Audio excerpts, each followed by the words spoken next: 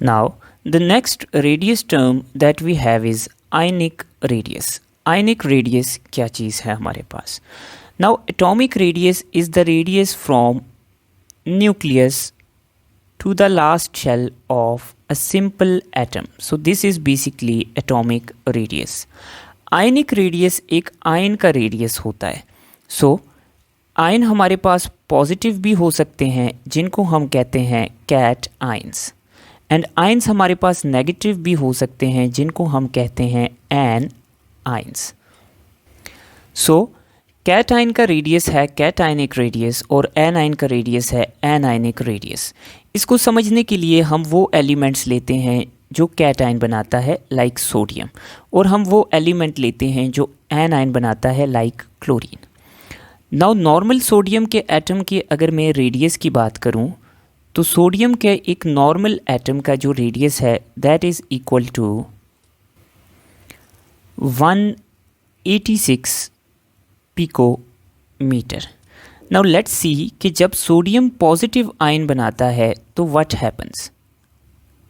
Now neutral sodium atom में हमारे पास 11 protons हैं और 11 इलेक्ट्रॉन्स हैं.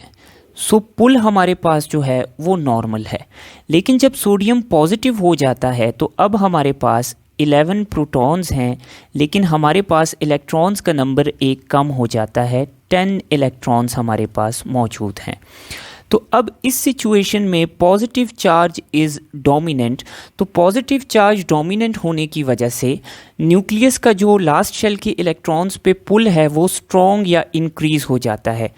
इस वजह से सोडियम के पॉजिटिव आयन का रेडियस जो है वो न्यूट्रल सोडियम एटम से छोटा हो जाता है एंड इट बिकम्स 96 पिकोमीटर्स. सो अगर आपके पास कोई भी कैट आयन है तो उसका रेडियस एक न्यूट्रल एटम से क्या होगा, छोटा. लाइक सोडियम के न्यूट्रल एटम का साइज़ इसके पॉजिटिव आयन से क्या होगा, बड़ा होगा. इसी तरह कोई भी और एलिमेंट होगा तो उसके न्यूट्रल एटम का जो साइज़ है वो उसके पॉजिटिव आयन से बड़ा होगा.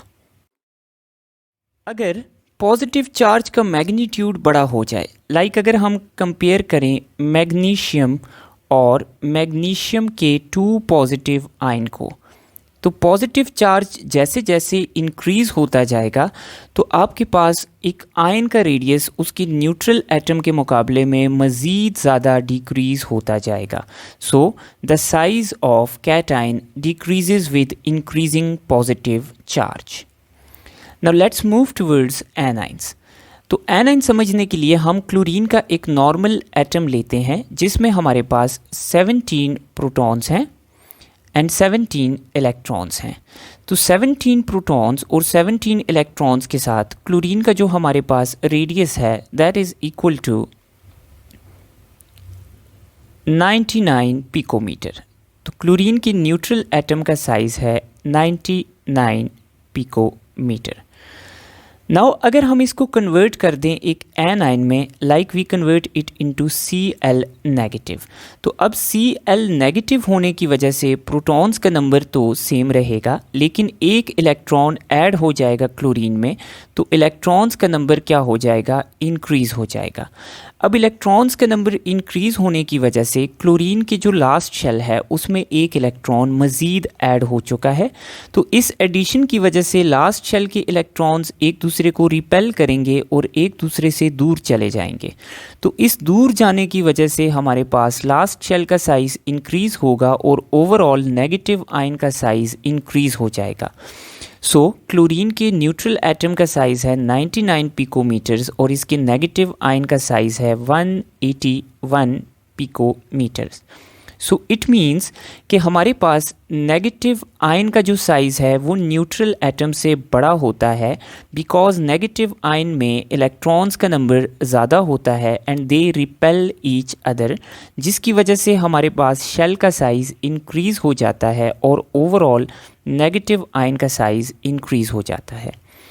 अगर हम नेगेटिव आयन के मैग्नीट्यूड की बात करें, लाइक अगर हम क्लोरीन की बजाय सल्फ़र को लेते हैं तो सल्फ़र फॉर्म्स 2- आयन. तो जितना बड़ा नेगेटिव चार्ज होगा साइज़ उतना क्या होगा, ज़्यादा होगा. So talking about ionic radius, आपके पास एक कैटाइन का जो साइज़ है it is smaller than the neutral atom and anion का size is larger than the neutral atom. अब जितना बड़ा पॉजिटिव चार्ज होगा उतना साइज़ क्या होगा, डिक्रीज़, और जितना बड़ा नेगेटिव चार्ज होगा उतना साइज़ क्या होगा, increase. So now let's move towards the trend of ionic radius. Ionic radius समझने से पहले हमें ये पता होना चाहिए कि कौन सा ग्रुप कौन से चार्ज वाला आयन बनाता है। सो कीप इन माइंड कि ग्रुप 4 के एलिमेंट्स और ग्रुप 8 के एलिमेंट्स यूजुअली आयन्स नहीं बनाते। ग्रुप 4 के एलिमेंट्स जो लास्ट 2 एलिमेंट्स हैं they form ions, but normal elements ions नहीं बनाते। सो आयनिक रेडियस की स्टडी में हम ग्रुप 4 और ग्रुप 8 दोनों को एक्सक्लूड करेंगे।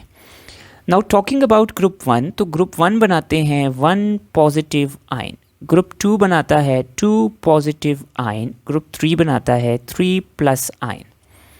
For example lithium forms Li plus, beryllium forms Be2 plus and boron forms Be3 plus ion. Now talking about group number 5, 6 और 7, तो ग्रुप 5 बनाता है -3 आयन, ग्रुप 6 बनाता है -2 आयन एंड ग्रुप 7 बनाता है -1 आयन। Like we have nitrogen 3 minus, oxygen 2 minus and fluorine 1 minus.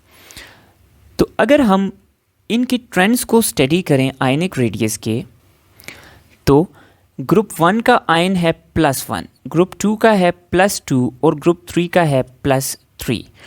तो जैसे जैसे मैंने आपको डिस्कस किया था पॉजिटिव चार्ज इंक्रीज़ होता है तो साइज़ छोटा होता है।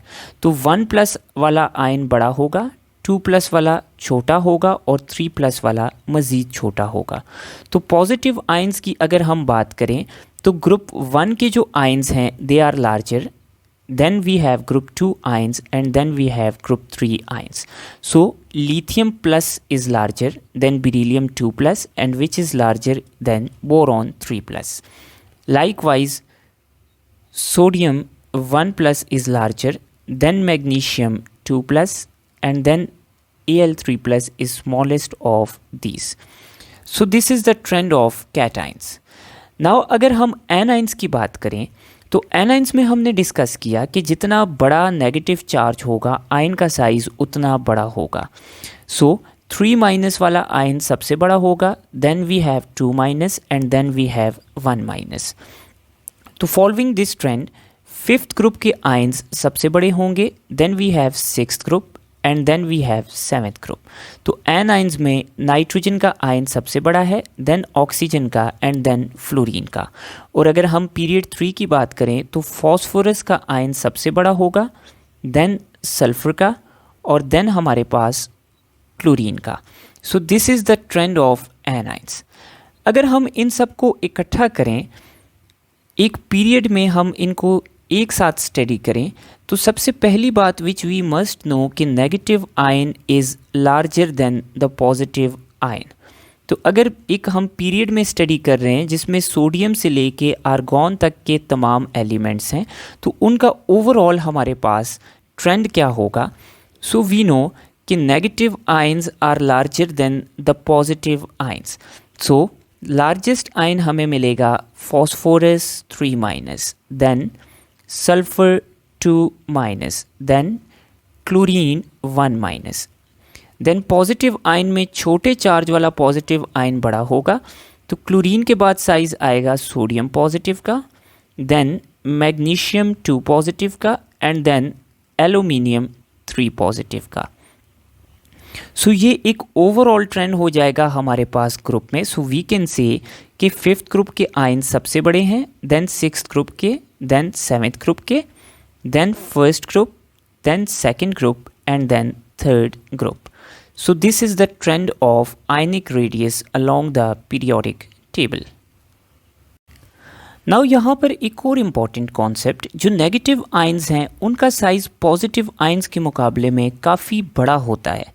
ऐसा होता क्यों है, उसके लिए हम कंपेयर कर लेते हैं मैग्नीशियम को और उसी पीरियड से हम कंपेयर कर देते हैं सल्फ़र को।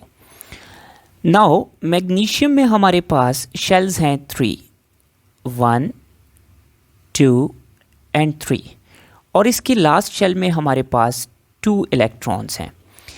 इसी तरह सल्फ़र के शेल्स भी हमारे पास 3 हैं और इसके लास्ट शेल में हमारे पास 6 इलेक्ट्रॉन्स हैं। नाउ न्यूट्रल एटम की बात की जाए तो न्यूट्रल एटम में मैग्नीशियम का साइज़ सल्फ़र से बड़ा है, बिकॉज मैग्नीशियम पहले आता है सल्फ़र बाद में, तो along the period size decrease होता है।